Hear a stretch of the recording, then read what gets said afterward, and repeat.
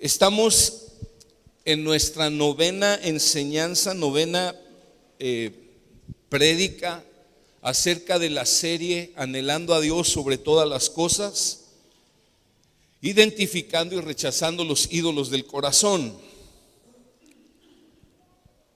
Hace 8 días estuvo como invitado el pastor Roberto Estupiñán de la ciudad de Guadalajara, y él estuvo enseñándonos acerca de los beneficios de la resurrección de Cristo. Fue un mensaje muy apropiado. Pero hace 2 semanas me tocó enseñar acerca del ídolo más grande. Fue el título de la enseñanza. ¿Se acuerda cuál es el ídolo más grande? No son los Avengers. ¿Cuál es? Aunque pareciera, ¿verdad? Pero es el yo. El yo. Hemos ido viendo a lo largo de esta serie cómo la palabra de Dios es tan recurrente en el tema de la idolatría. Y hemos ido viendo a lo largo de la escritura cómo hemos sido nosotros mismos confrontados en nuestro corazón. ¿Le ha confrontado esta serie? Le pregunto. Pues a todos nos ha confrontado, a mí también, claro que sí. Y el día de hoy vamos a continuar con la última enseñanza que di, que es acerca del ídolo más grande, pero cambié el título porque el enfoque de esta enseñanza va un poco diferente al de hace 2 semanas. Pero el título de esta enseñanza, si es que le quieres poner un título, es Amando a Jesús por encima de todas las cosas. Voy a leer el texto y vamos a estar hoy en Mateo 16, versículo 21 al 28. Mateo 16, versículo 21 al 28. Y lo voy a leer y sígame con atención, por favor. Dice: desde entonces Jesucristo comenzó a declarar a sus discípulos que debía ir a Jerusalén y sufrir muchas cosas de parte de los ancianos, de los principales sacerdotes y de los escribas, y ser muerto y resucitar al tercer día. Y tomándole aparte, Pedro comenzó a reprenderle diciendo: no lo permita Dios, Señor, eso nunca te acontecerá. Pero volviéndose él, dijo a Pedro: quítate de delante de mí, Satanás, me eres piedra de tropiezo, porque no estás pensando en las cosas de Dios, sino en las de los hombres. Entonces Jesús dijo a sus discípulos: si alguno quiere venir en pos de mí, niéguese a sí mismo, tome su cruz y sígame. Porque el que quiera salvar su vida la perderá, pero el que pierda su vida por causa de mí la hallará. Pues ¿qué provecho obtendrá un hombre si gana el mundo entero, pero pierde su alma? ¿O qué dará un hombre a cambio de su alma? Porque el Hijo del Hombre ha venido en la gloria de su Padre. Porque el Hijo del Hombre ha de venir en la gloria de su Padre con sus ángeles, y entonces recompensará a cada uno según su conducta. En verdad os digo que hay algunos de los que están aquí que no probarán la muerte hasta que vean al Hijo del Hombre venir en su reino. Muy bien. La vez pasada vimos entonces que el mayor problema que tenemos no es que no nos amamos, sino que el problema nuestro es que nos amamos demasiado. Es que nos amamos tanto que nos llegamos a amar más que a nuestro prójimo y más que a Dios.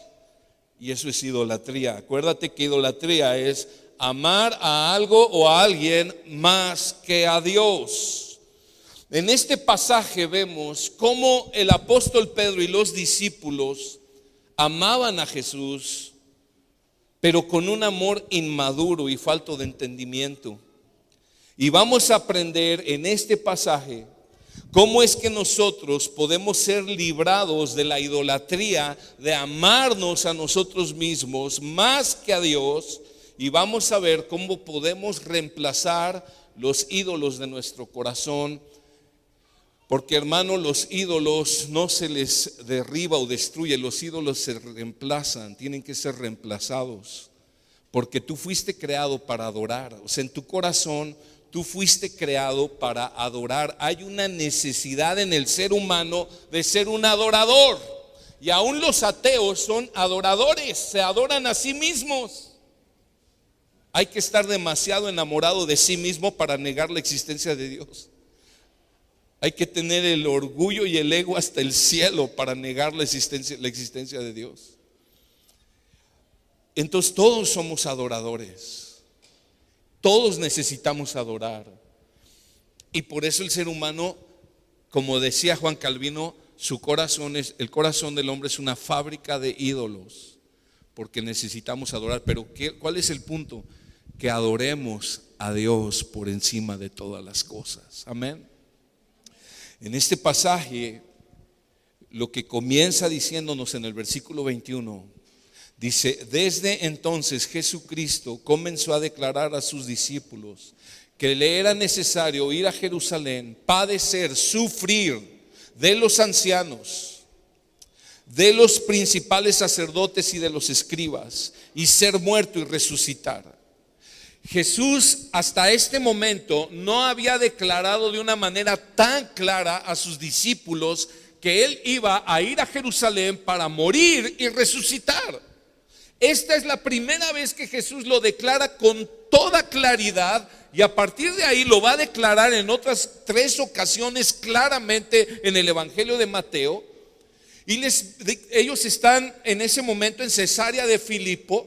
Y les dice: me es necesario subir a Jerusalén, padecer mucho de los principales de Jerusalén, de los más influyentes de Jerusalén, los ancianos, los principales sacerdotes y los escribas, y ser muerto, pero resucitar al tercer día. Jesucristo está declarando, escucha, el propósito por el cual vino a la tierra, el pináculo de su propósito, de la culminación de la misión de Cristo por la cual vino Él a esta tierra. Él no vino a la tierra para tomar un reino, Él vino para morir. Él no vino a la tierra para ser servido, sino para servir y dar su vida en rescate por muchos. Su misión incluía sufrimiento, pero tendría un final glorioso. Resucitaría al tercer día.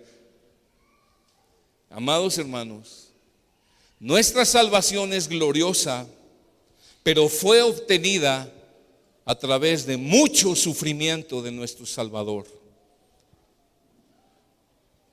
Y vemos cómo Jesús está declarando que Él iba a cumplir con la voluntad de su Padre, iba a cumplir con su misión, pero esa misión, aunque tendría un resultado glorioso, tendría que atravesar por intensos sufrimientos. Y hermano, así es la voluntad de Dios. La voluntad de Dios nos lleva a la gloria, pero la voluntad de Dios, escucha, incluye sufrimientos. Eso es lo que enseña la Biblia de principio a fin.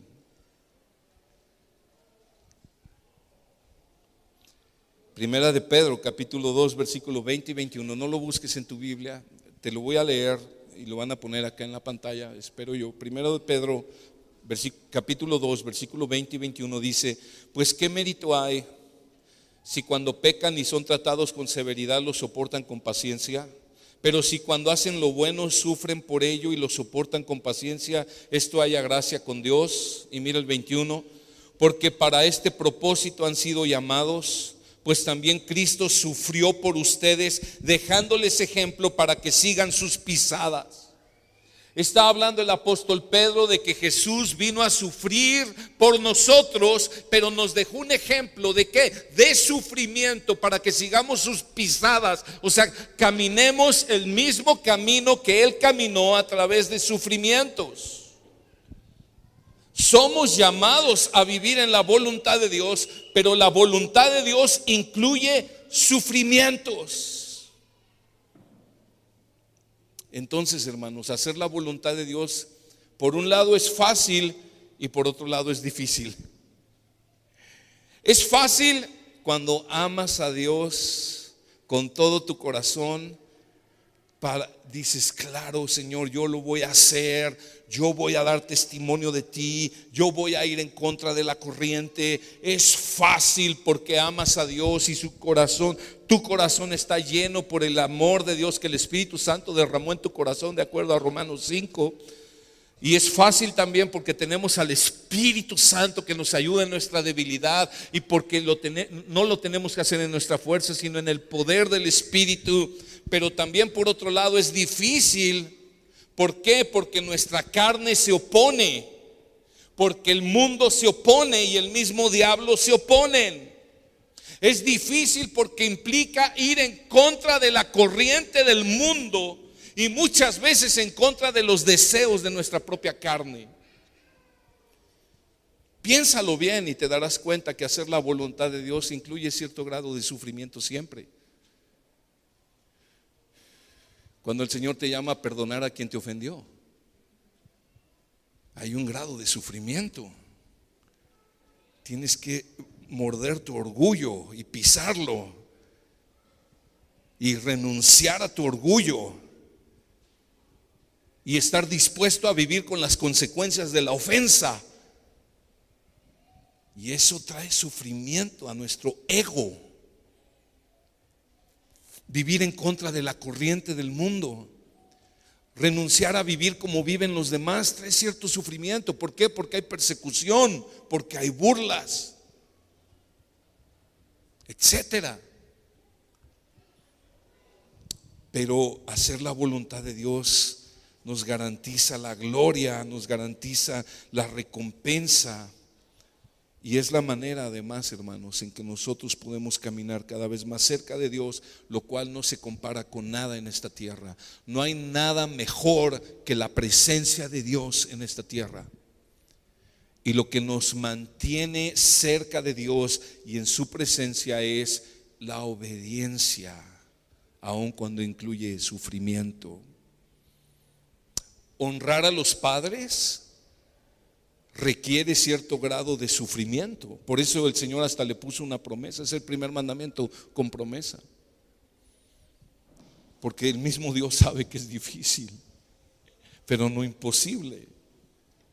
Entonces el Señor Jesús está diciendo: me es necesario subir a Jerusalén, sufrir, morir y resucitar al tercer día.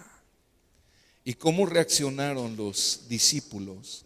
Aquí nos menciona a Pedro. Pues siempre Pedro era el que primero salía adelante, el más bocón, el que abría la boca, imprudente, arrancado, atrabancado, como muchos de nosotros. Pero los demás pensaban igual. Y dice que Pedro le tomó aparte, y fíjate el atrevimiento de Pedro, reprendiendo a Jesús. Le dice: Señor, no lo permitas, eso nunca te acontecerá. Pedro lo reprende en su amor inmaduro. Pedro lo amaba, sí lo amaba, pero en un amor muy inmaduro. Tenía celo, pero no conforme a ciencia. Era súper inmaduro y tenía una falta de discernimiento y de entendimiento brutal también. Tan solo unos versos anteriores, mira nada más el versículo, ahí estamos en el capítulo 16 de Mateo, mira el versículo 16. Jesús pregunta: ¿quiénes dicen ustedes que soy yo? Y ahí en Mateo 16 respondiendo Simón Pedro dijo: tú eres el Cristo, el Hijo del Dios viviente. Y Jesús le respondió: bienaventurado eres, Simón, hijo de Jonás, esto no te lo reveló carne ni sangre, sino mi Padre que está en los cielos. Unos versículos anteriores, Pedro está haciendo una declaración gloriosa que Dios le reveló en su corazón: Jesús, tú eres el Mesías. Pero tan solo 6 versículos después, Pedro está queriendo detener a Jesús de no ir a Jerusalén para no ser crucificado y no concluir su misión. Pedro tenía suficiente fe para creer que Jesús era el Mesías, pero Pedro no tenía fe para permitir que Jesús atravesara el sufrimiento. De hecho, Pedro hizo lo que pudo para evitar la crucifixión de Cristo. ¿Recuerdas cuando llegaron a capturar a Jesús en el huerto de Getsemaní? ¿Quién sacó su espada y le cortó la oreja a un soldado romano? ¿Quién? Fue Pedro. O sea, Pedro creía que Jesús era el Mesías, pero Pedro no quería y no creía que Jesús tendría que atravesar por sufrimientos y tendría que morir. Es una falta de discernimiento. Si tú lees desde el principio de este capítulo 16 nada más, tú te vas a dar cuenta de algo recurrente en este capítulo, y es la falta de discernimiento de los fariseos, pero también de los discípulos. En un par de ocasiones se nota ahí, Jesús les dice: ¿cómo no entienden todavía a sus discípulos? Y si tú lees el capítulo que sigue, cuando la transfiguración del monte, que Jesús se transfigura, ahí siguen con su falta de discernimiento. Y Pedro otra vez: Señor, ¿no quieres que hagamos 3 enramadas para que estemos aquí bien chido un día de campo? Nos quedemos aquí habitando ya mejor, Señor.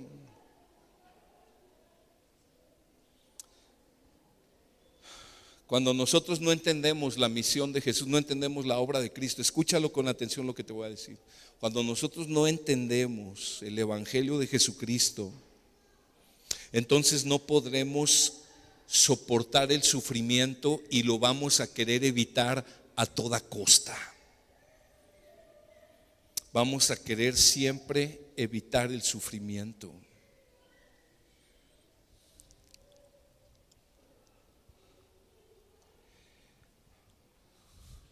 El problema, hermanos, es que queremos la gloria sin sufrimiento. Queremos las bendiciones sin sufrimiento. Queremos la salvación, pero no estamos dispuestos a sufrir por Cristo. La Biblia está llena de llamados al sufrimiento. No sufrimos para ganar nuestra salvación, no. Jesús sufrió para perdonar nuestros pecados.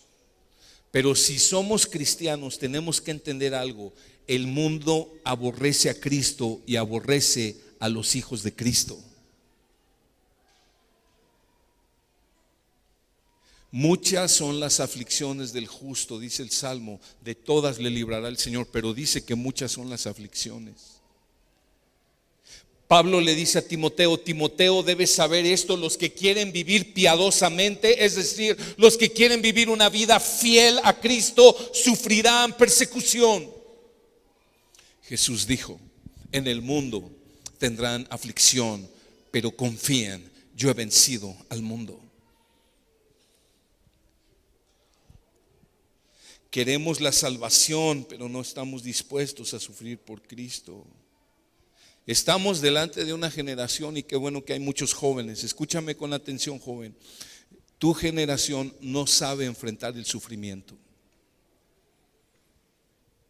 Tu generación no sabe cómo caminar el sufrimiento.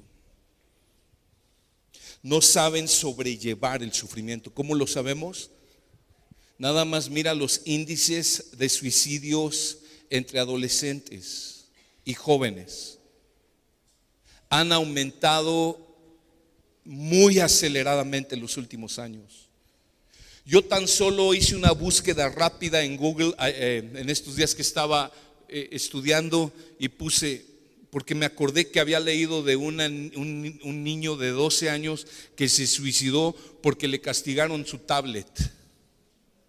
Y puse una búsqueda rápida, puse niño se suicida por eso, pues, y me aparecieron un montón de casos.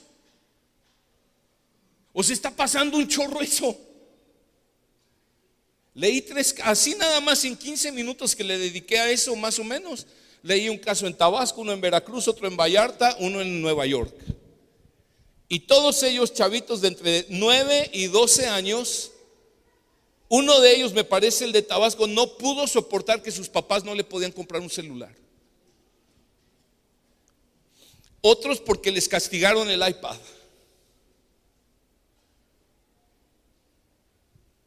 ¿Qué pasa para que una persona decida quitarse la vida por un berrinche, un capricho? No saben resistir que les digan que no. Mira los casos de adicción al cristal y a la droga. Elevadísimos. ¿Por qué? Porque para no enfrentar el sufrimiento mejor se pegan un pericazo, se pegan una dosis de cristal para entonces adormecer su conciencia. Estamos delante de una generación que no sabe caminar el sufrimiento, que no toleran que se les diga que no. Y los papás actualmente y el gobierno aún están alimentando eso. Que en las escuelas ya nada más con que el niño asista de primero y segundo grado de primaria, asista a clases, es suficiente para que lo aprueben de año. Es lo que están empujando ahorita en la reforma educativa. Y la disciplina. Hermanos, este mundo trae mucho sufrimiento. Tenemos que enseñarles. No estoy diciendo que los torturemos y que los martiricemos, pero tenemos que disciplinarlos porque en el mundo hay muchas aflicciones. Estamos en un mundo caído. Y en un mundo caído hay sufrimiento, porque un mundo caído está lleno de pecadores. Y los pecadores dañan. Y a veces no hace falta salir de casa. Aunque seamos familias cristianas, seguimos pecando y dañando. Y necesitamos enseñar a nuestros niños a caminar el sufrimiento y a nuestros jóvenes. Estamos delante de una generación que no sabe caminar el sufrimiento.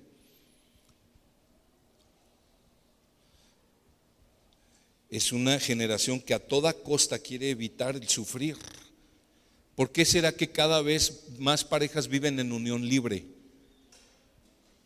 Porque quieren evitar el sufrimiento del matrimonio. Sí, el matrimonio es glorioso, es una bendición, es chidísimo, pero conlleva sus sufrimientos.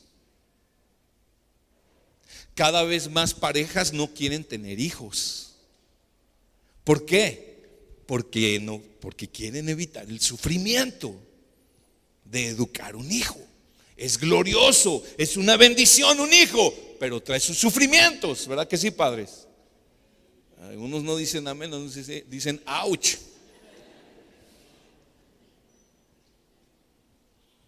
Es una generación, escucha, amadora de sí misma. Y no te estoy tirando mala onda, la Biblia lo enseña. Jesús dijo: en los últimos días el amor de muchos se enfriará. Pablo le dijo a Timoteo: en los tiempos finales van a haber tiempos peligrosos, habrán hombres amadores de sí mismos. Porque el más grande ídolo del ser humano es el yo.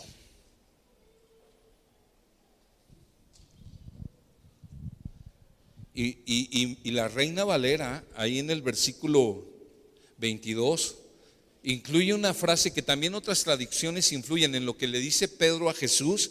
Le dice: Señor, ten compasión de ti. O sea, autocompasión.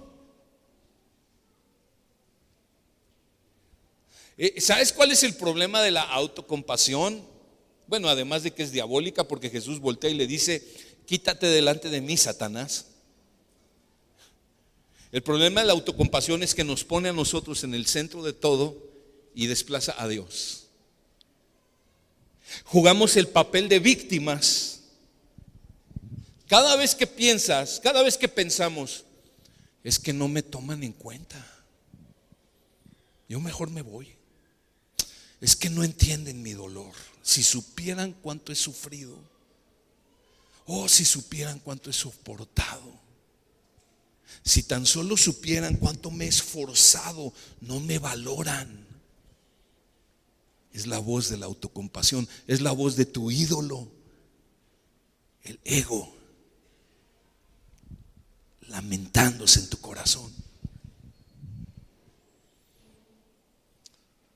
¿Qué le contesta Jesús? Volviéndose él, dijo a Pedro, versículo 23: quítate de delante de mí, Satanás, porque me eres tropiezo, piedra de tropiezo. Wow.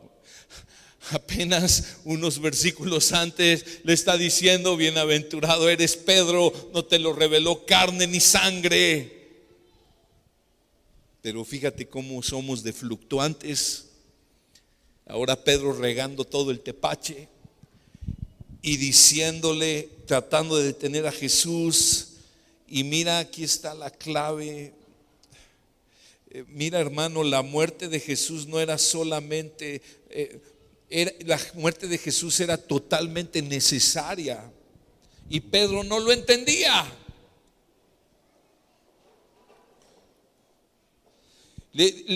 Jesús le reprende.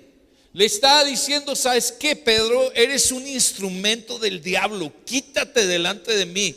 Me eres de tropiezo.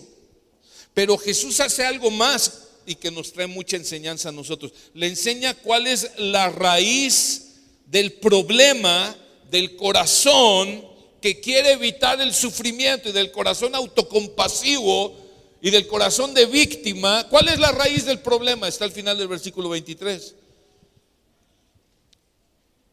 No estás pensando en las cosas de Dios, sino en las cosas de los hombres. La palabra pensando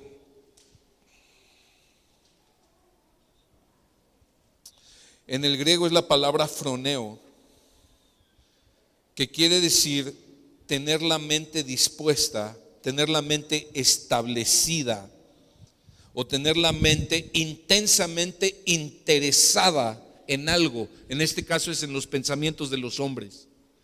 También quiere decir saborear. O sea, Jesús le está diciendo a Pedro: ¿sabes qué, Pedro? Tu mente no está anclada, no está adherida totalmente a las cosas de Dios. Tu mente está adherida a las cosas de los hombres. Tú estás pensando como un hombre común. Quítate de delante de mí, Satanás, me eres piedra de tropiezo. La mente, escucha, la mente enfocada en el hombre es piedra de tropiezo y es instrumento de Satanás. Lo voy a decir otra vez. La mente enfocada en el hombre es piedra de tropiezo y es instrumento de Satanás. Todo el humanismo que se ha metido en la iglesia cristiana el día de hoy, todo ese rollo de que tú eres un campeón, de que tú eres victorioso y de que tú puedes todo lo que quieras, y usar textos fuera de contexto para alimentar un evangelio antropocéntrico donde el hombre es el centro, es un falso evangelio. El verdadero evangelio tiene a Jesús en el centro, y ciertamente hay victoria para el pueblo de Dios, pero no es por nuestro esfuerzo ni nuestros méritos, sino por la obra enteramente de Cristo.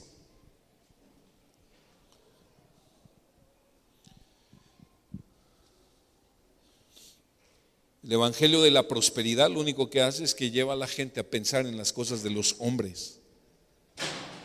Cómo obtener más dinero, cómo obtener más de este mundo. Para eso no necesitas a Cristo. Para eso hay excelentes motivadores allá afuera en el mundo que te pueden enseñar a ser un mejor líder. La Biblia no trata de eso. La Biblia dice lo que vamos a ver al rato: niégate a ti mismo, toma tu cruz y sígueme. Es totalmente opuesto.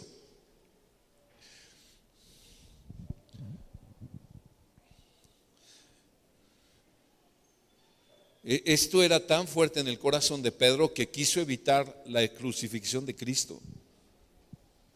Estaba centrado en el hombre. No podía entender la misión de Cristo, aunque amaba a Cristo, pero no tenía un entendimiento. Es difícil, hermanos, poder identificar los ídolos de nuestro corazón. Es difícil poder entender el corazón.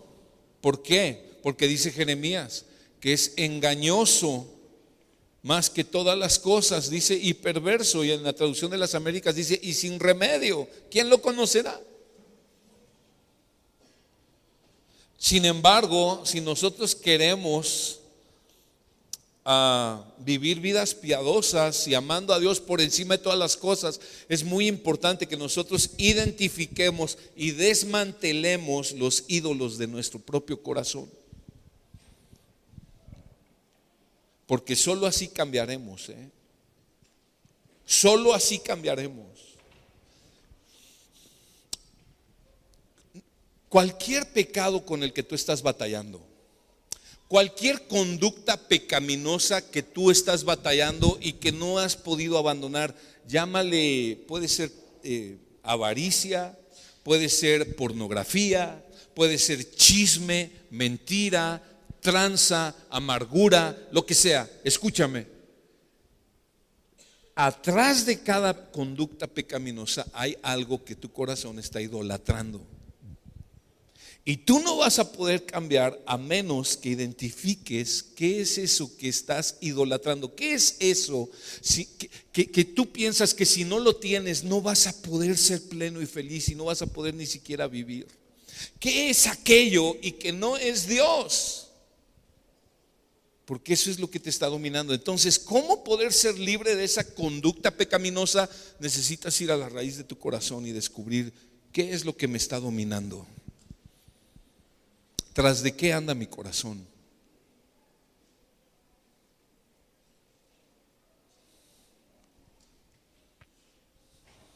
Te voy a dar algunas claves. ¿Cómo identificar los ídolos de nuestro corazón? La primera clave, ¿en qué piensas? ¿En qué piensas? Es decir, ¿en qué sueles pensar para encontrar gozo y consuelo en tu corazón? ¿En qué sueles pensar para encontrar gozo y consuelo en tu corazón?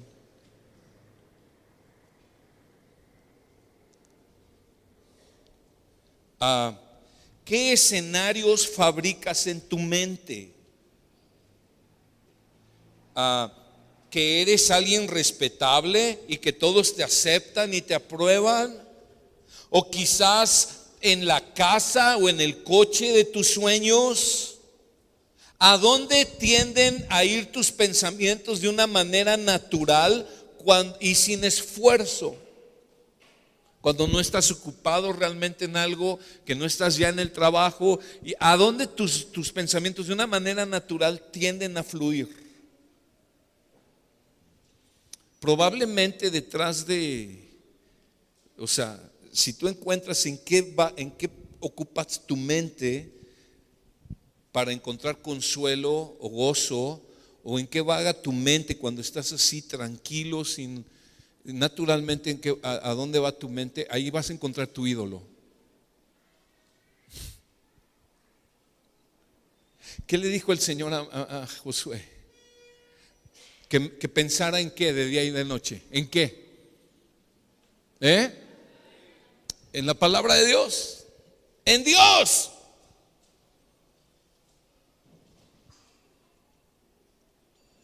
Un creyente que está enamorado de Jesús, un creyente que está amando a Jesús por encima de todas las cosas, cuando él necesita encontrar gozo y consuelo en su corazón, empieza a meditar en la palabra de Dios.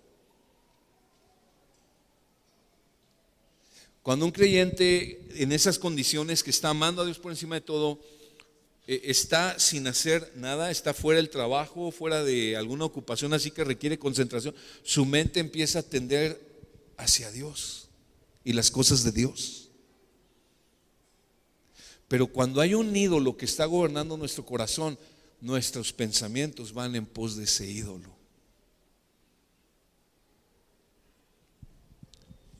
¿En qué gastas tu dinero? Jesús dijo, donde está tu tesoro, y está hablando de tu inversión, ahí estará tu corazón. Eso está en Mateo 6. Donde está tu tesoro, ahí estará tu corazón. Nuestro dinero fluye con el menor esfuerzo hacia aquello que amamos más en nuestro corazón.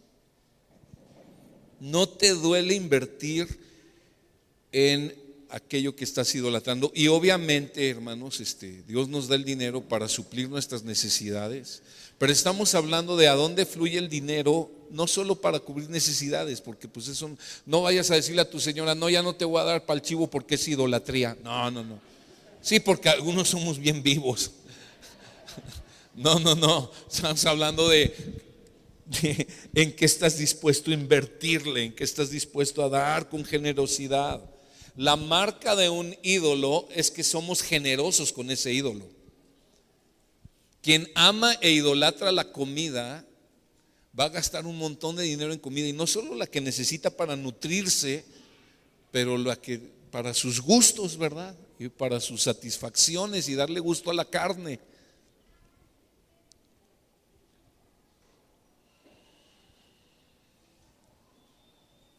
Si Dios es el mayor objeto de tu amor, entonces vas a dar de manera muy generosa a la obra de Dios y la ayuda a los pobres.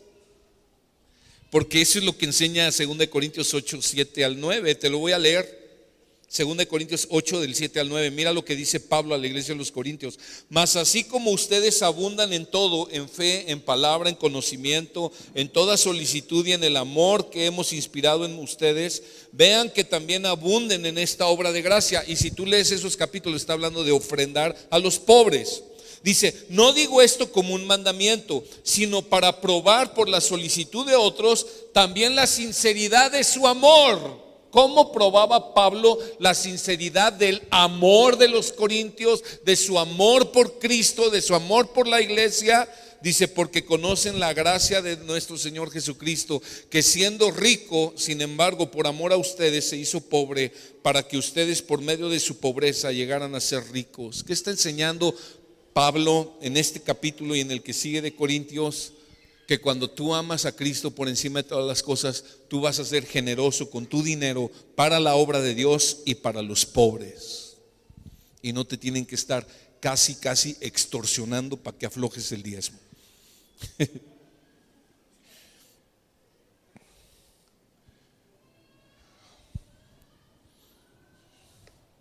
Se los hemos dicho otras veces, hermanos. Aquí usted no tiene que dar por obligación, aquí damos porque amamos a Dios. Y si no estás dando porque amas a Dios, mejor no des. Si tú quieres dar para, como se ha enseñado en otros lugares, ¿verdad? Dale a Dios 10 para que te dé 100. Eso es avaricia. Eso es usar a Dios para avaricia. Y eso no es bíblico, eso es sacar textos fuera de contexto. Damos a Dios porque le amamos. Amén. Otra pregunta: ¿cuáles son tus emociones más incontrolables? Estas preguntas te ayudan a identificar tus ídolos. ¿En qué piensas? ¿En qué inviertes tu dinero? ¿Cuáles son tus emociones más incontrolables? Te hago preguntas. ¿Qué es lo que te provoca ira, amargura, resentimiento o profunda tristeza y depresión? ¿Qué es lo que te provoca esas emociones? ¿Qué es aquello que es tan importante para ti que lo necesitas a toda costa y que si no lo tienes, entonces te estallas en ira o te deprimes o te amargas y guardas rencor y deseos de venganza?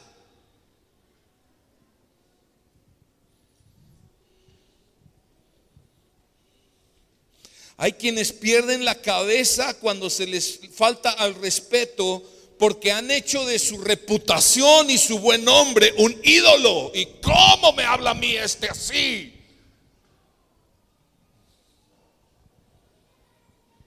Cuando a Jesús lo insultaron, lo calumniaron, él enmudeció y no abrió su boca. Y hay otros ejemplos de hombres piadosos en la Biblia que cuando les estaban ofendiendo y calumniando, ellos callaban porque su ídolo no era su reputación. Ellos amaban a Dios con todo su corazón.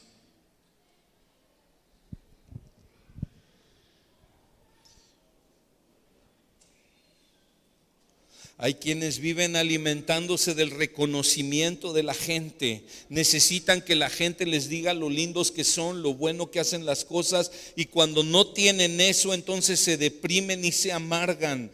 Hay gente que está afanada queriendo ser lindo con todos.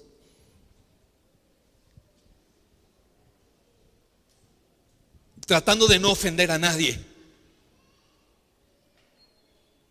Échale una leída a los evangelios. Y no se trata de que seamos guerrilleros y ofensivos. Dice la Biblia que el siervo de Dios tiene que ser amable para con todos, pero aún amablemente, en gracia, exponemos la verdad, ofenda a quien ofenda. ¿Está conmigo? Porque dice Pablo, ¿soy siervo de los hombres o soy siervo de Cristo? ¿Quiero quedar bien con los hombres o quiero quedar bien con Cristo?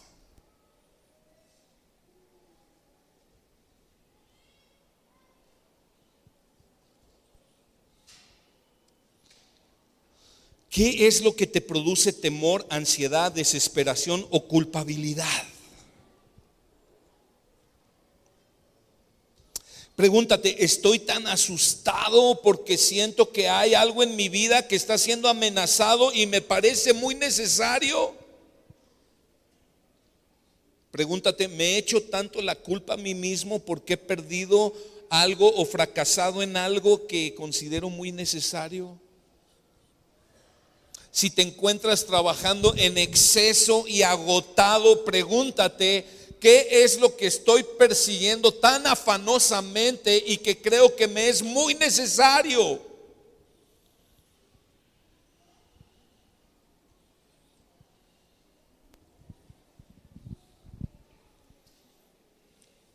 Hay una etapa en mi vida en que Dios trató conmigo y Dios sigue tratando conmigo. No quiero decir que no.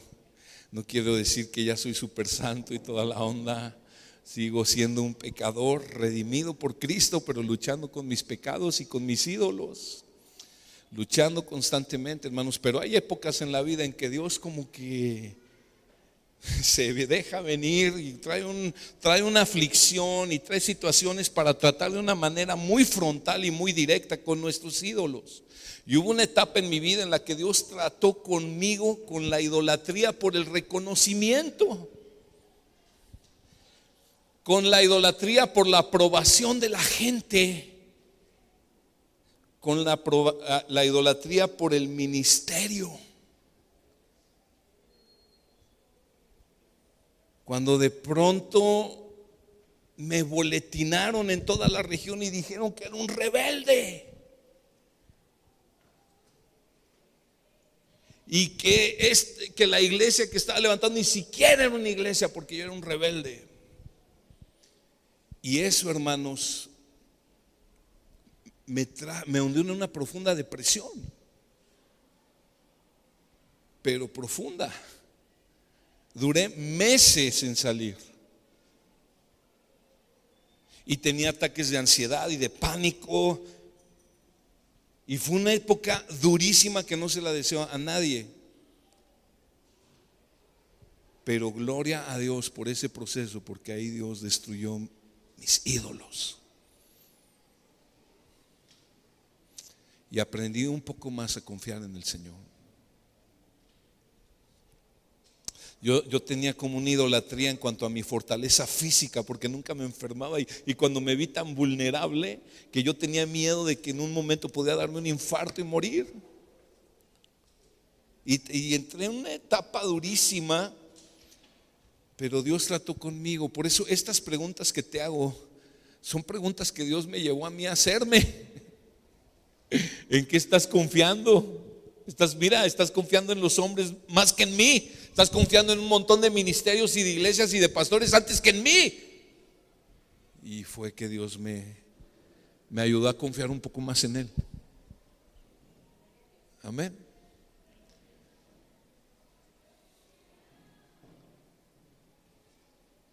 Dios se va a encargar, hermanos. Si somos sus hijos, Dios se va a encargar. de tratar con nosotros y de de llevarnos a amarle a Él más que a todas las cosas. La idolatría no es solamente la idolatría no es solamente no obedecer a Dios. La idolatría es cuando nuestro corazón está fijado en algo que no es Dios. Y entonces Jesús de pronto hace un llamado ahí y dice: entonces Jesús dijo a sus discípulos: si alguno quiere venir en pos de mí, niéguese a sí mismo, tome su cruz y sígame. Y aquí está la clave para poder ser libres de la idolatría por nosotros mismos y de este amor exacerbado por nosotros mismos, y venir y amar a Jesús más que a todas las cosas. Y Jesús, mira el llamado de Cristo. Jesús no dice: ámate a ti primero para que ames a los demás. Jesús no dice eso. Jesús dice: niégate a ti mismo, toma tu cruz y sígueme.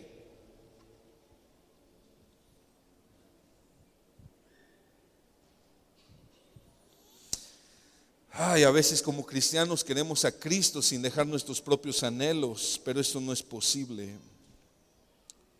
Jesús es claro con el costo, lo que cuesta seguirle a Él.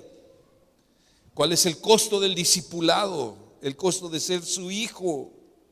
Y esa es la manera de ser librados de la idolatría y cortarla de raíz. Es venir a Jesús. Venir a Jesús significa renunciar a todo, a todo. En un solo día, hermanos, me quedé sin ministerio y mi salud se vio afectada, emocional, física, en un día.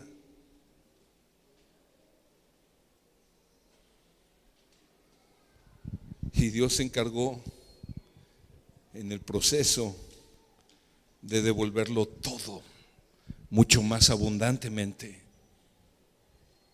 Todo. Pero ahora es diferente, muy diferente. Jesús dice 3 cosas. Primero, niégate a ti mismo. Niégate a ti mismo. Es lo opuesto a vivir una vida egoísta. Es el llamado a dejar de vivir poniéndote tú en el centro de tu vida y poniendo a Dios en el centro de la vida, en el centro de todo. Es cuando te rindes a Jesús y le dices: Jesús, ya no voy a vivir como yo quiera, voy a vivir conforme a tu voluntad, de acuerdo a como tú quieres que yo viva. Niégate a ti mismo. Vivir para nosotros mismos es la esencia de la idolatría y de todo pecado. Es lo mismo que hizo Satanás en el cielo. ¿Se acuerda lo que vimos hace 2 semanas? Subiré, estableceré mi trono, seré igual al Altísimo. Es lo mismo que hizo el diablo antes de ser diablo, ¿verdad? En el cielo. Y es lo mismo que hicieron Adán y Eva en el huerto del Edén, cuando Satanás les dijo: serán como Dios. ¿Cuál es el rollo de esto? Es querer llevarnos a yo ser el centro de todo. Negarse a sí mismo es renunciar a toda dependencia de uno mismo. Negarme es renunciar a los intereses propios y las ocupaciones propias que son contrarias a Dios. El yo tiene que ser crucificado todos los días. Todos los días tengo que negarme a mí mismo. Todos los días. Todos los benditos días. En todo momento.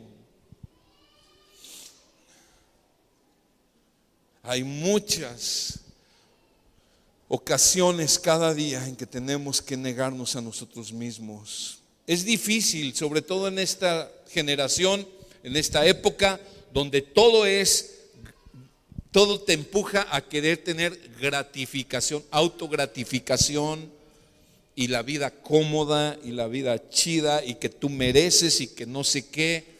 La Biblia dice: si quieres venir en pos de mí, niégate a ti mismo.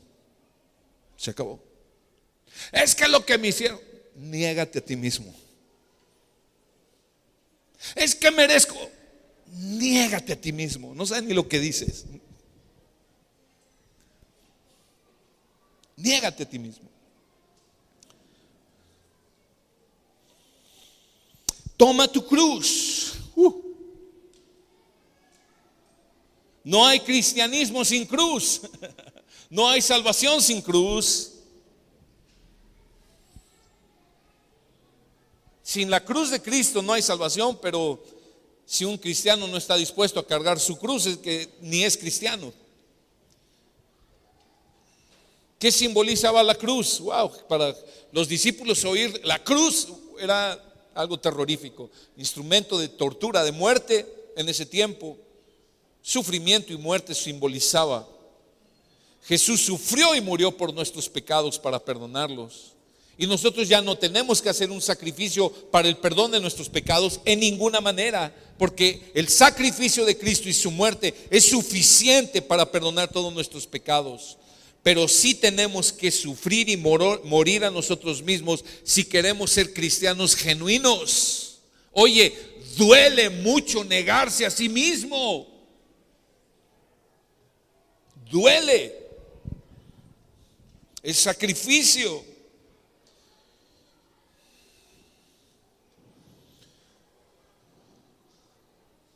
No solamente tenemos que decirle no a nosotros mismos, sino decirle sí a Dios. Ahora, hay quienes piensan, no, si yo tomo mi cruz, mire, pastor, mi esposo es bien borracho, mi esposo es mi cruz. Es la cruz que Dios me dio. No, pastor, mi cruz es mi suegra. No, hombre, crucesota. Otros dicen, no, yo tengo esta enfermedad. Es la cruz que Dios me dio. No, la Biblia no está hablando de eso. La Biblia está hablando de un acto voluntario, de algo que tú decides hacer. Es tomar tu cruz, es identificarte con Cristo en su sufrimiento, en su rechazo, en su vergüenza, en su muerte. Es decir, en el trabajo, ¿saben qué? Quiero pedirles perdón porque ustedes me han visto que he hecho tranzas y malos manejos, pero a partir de hoy voy a trabajar honestamente, no importa si gano menos dinero. ¿Por qué? Porque amo a Dios y he ofendido a Cristo con mi manera de trabajar, y a partir de ahora voy a trabajar de una manera honesta porque amo a Cristo.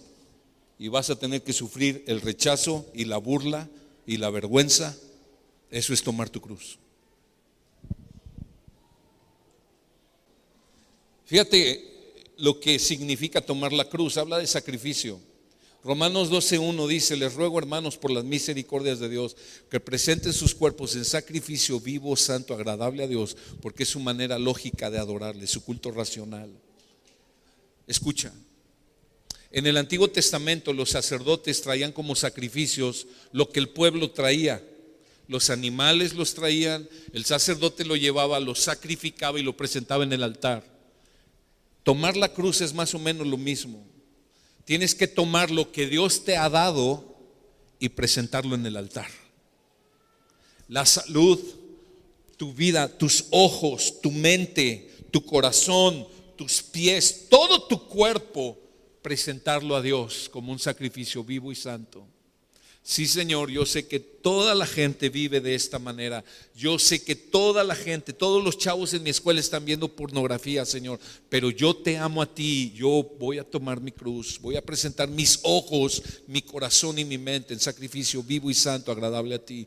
Me rehúso a ver eso.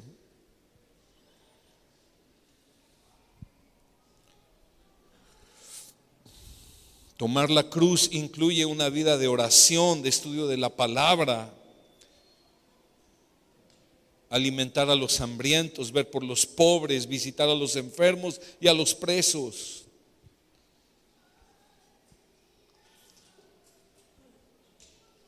Testificar de Cristo a los perdidos. No somos capaces ni de compartirles de Cristo porque nos da vergüenza. Olvídate. Jesús dice: si alguno se avergüenza de mí delante de los hombres, yo le negaré aquel día. Necesitamos testificar de Él. Y luego Jesús dice, además de decir niéguese a sí mismo, tome su cruz y siga, dice: sígueme, sígueme. Habla de una vida de comunión continua con Jesús. Nos habla de un caminar diario con Él, conociéndole y amándole. Jesús dijo en Juan 10:27: mis ovejas oyen mi voz, yo las conozco y me siguen. Está hablando de una obediencia, pero de una obediencia continua y creciente, de una comunión continua y creciente. Amén. ¿Cómo se aniquilan los ídolos? Los ídolos los tenemos que reemplazar por una devoción por Jesús, por un amor por Jesús. Así funciona. Sea cual sea tu ídolo.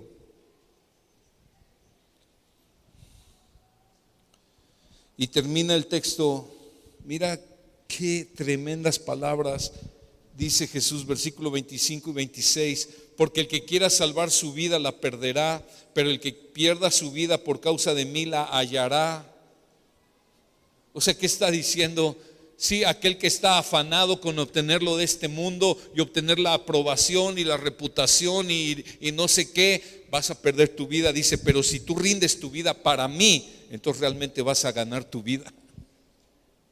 Pero mira lo que dice el 26: ¿qué provecho obtendrá el hombre si gana el mundo entero pero pierde su alma?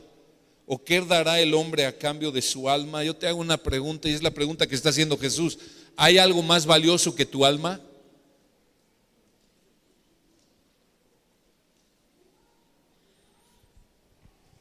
Entonces, ¿por qué andamos tras de cosas y andamos viviendo como si cosas o personas fueran más valiosos que nuestra alma?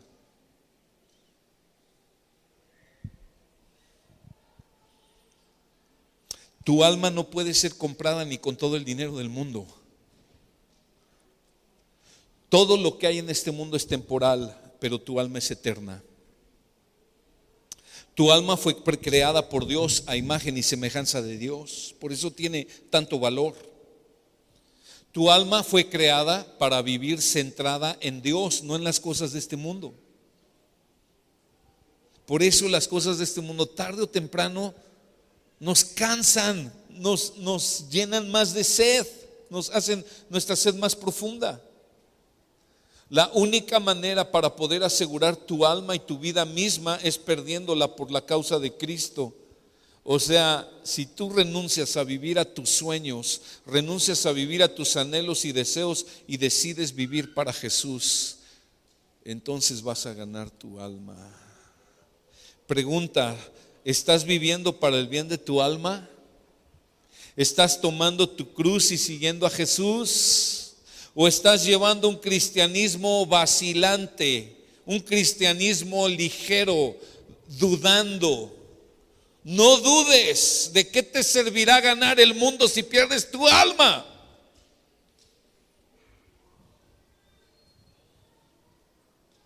Siempre, hermanos, la voluntad de Dios es mucho mejor que la nuestra. Y nos da tanto miedo soltar nuestros ídolos y aquellas cosas a las que nos aferramos. Pero cuando nos soltamos y confiamos en Cristo, nos damos cuenta y decimos: Señor, ¿por qué no lo hice antes? ¡Qué tonto era! Y Jesús habla al final, los últimos 2 versículos, de la recompensa que Él traerá cuando vuelva por segunda vez. Porque el Hijo del Hombre ha de venir en la gloria de su Padre con sus ángeles, y entonces recompensará a cada uno según sus obras o según su conducta. En verdad les digo que hay algunos de los que están aquí que no probarán la muerte hasta que vean al Hijo del Hombre venir en su reino.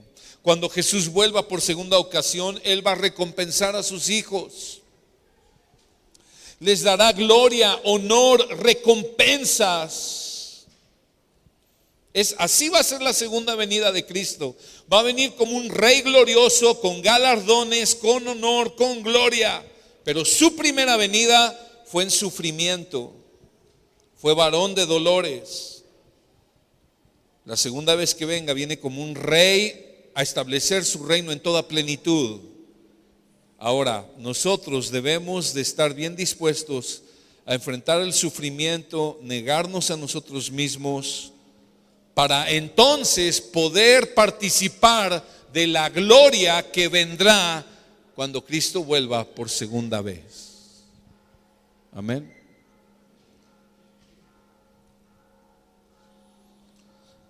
Vamos a orar.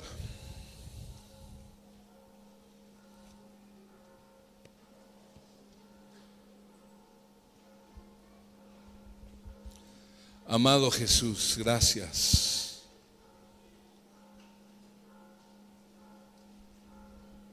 Señor, no hay nadie más glorioso que tú.